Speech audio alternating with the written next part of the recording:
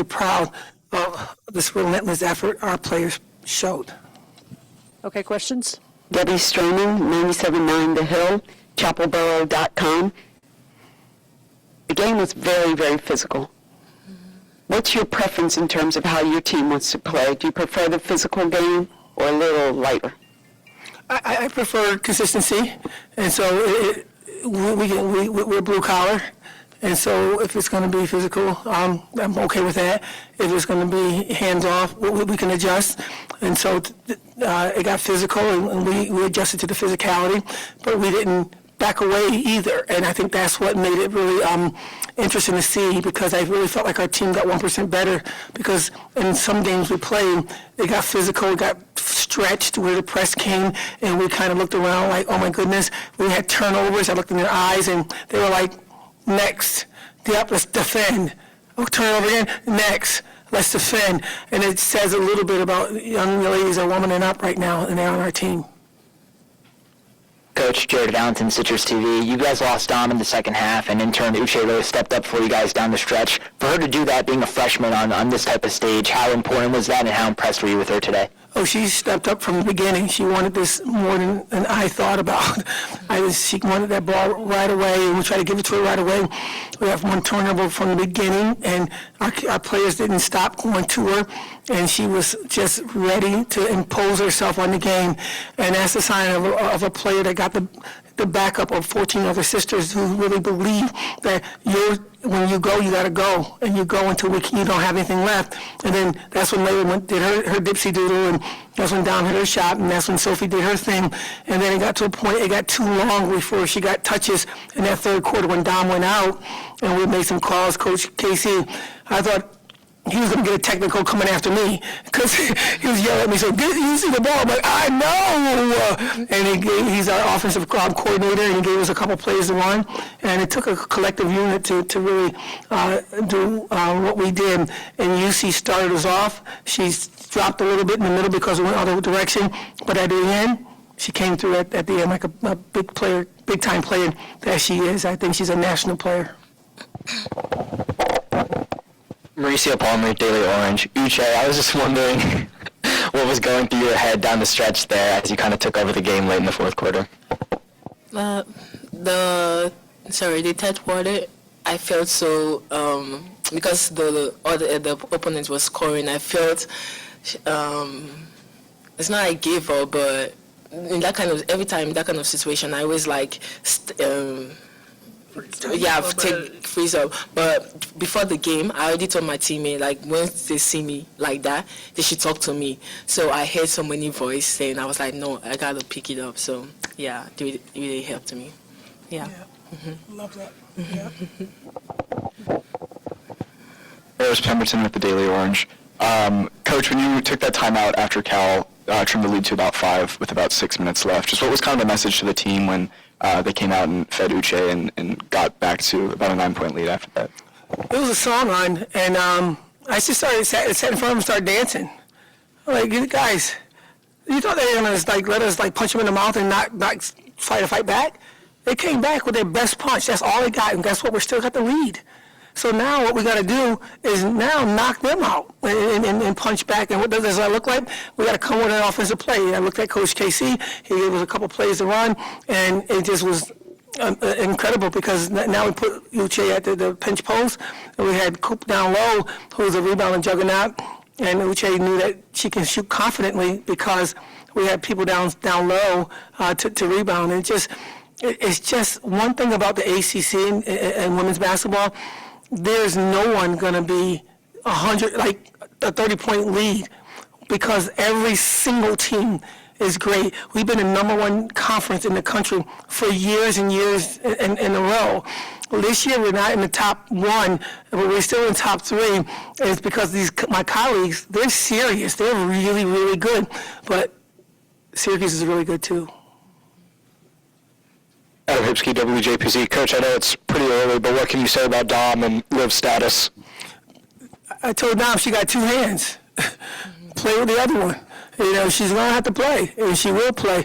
Liv's going to have to play, and we'll figure it all out. And I don't know, honestly. We have an incredible trainer, Miss Karen. If Miss Karen's the head coach when it comes to injuries, and if she says it's just next person up, and my prayer is that they're healthy enough to be able to go again against an incredibly good team in Louisville. If not, we're just going to have to give Louisville our best effort with the people that can go. John Kenny, Wake Forest Radio. I know, Coach, you probably are looking to the next game, but what does it mean to you to get your first ACC tournament win as a coach here at Syracuse? Well, we've been fighting for a long time. It's fourth year, and this team is so special, guys. And so we give out the Bank of America hard hat after every game, and of course, I'm always thinking about the team. And the mother can always think about the team, and it's not for the kids to think about the mother.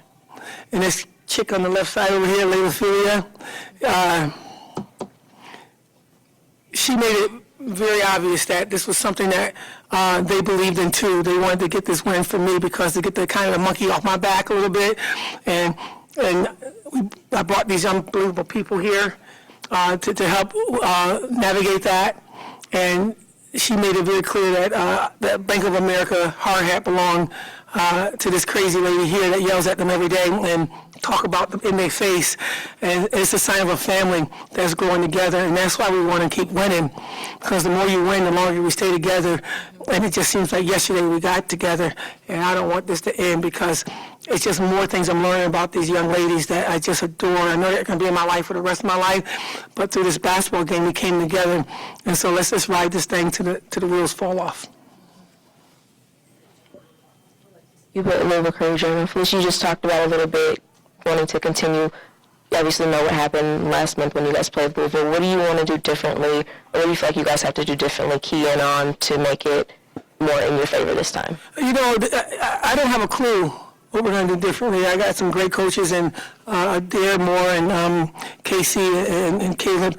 They're going to put a game plan together, and I'm going to follow their lead, and I'm going to talk some defense about strategies a little bit, and together we're going to collectively come up with a game plan. But right now, we just had the first in 4 years of a victory, and we're going to celebrate this for the next 3 hours and really enjoy wins. And that's something that people don't do. People don't really think that you got time to enjoy success. I say you dance in the rain, but when you get an opportunity when the sun shines, you enjoy that vitamin D a little bit, and that's what we're trying to do right now. And we're going to figure out an incredible team that's, in my opinion, a team that's going to go deep in the NCAA tournament. But we got to figure out, we just got to be better than them for 40 minutes, right? And my coach has got to come up with a game plan to make that make sense. Layla, what was it like trying to adjust the offense on the fly once Dom went down from your perspective in that second half? I feel like the biggest thing for me after seeing Dom go down, it was more so just like we have to come together. Like the team, we have to talk to each other. We need to communicate and everything, and we need to have Dom's back out there because I did not agree with the call. So we went out there and handled our business. You mentioned wanting to celebrate this one for the next 3 hours. What do the next 18 hours, 24 hours look like for you guys? I don't know. I can sit here and lie to you. I don't do that well. And so I'm very honest. I have no idea. I mean, I have not been to the second game. Come on, man. You want to keep bringing that in my face? Jeez.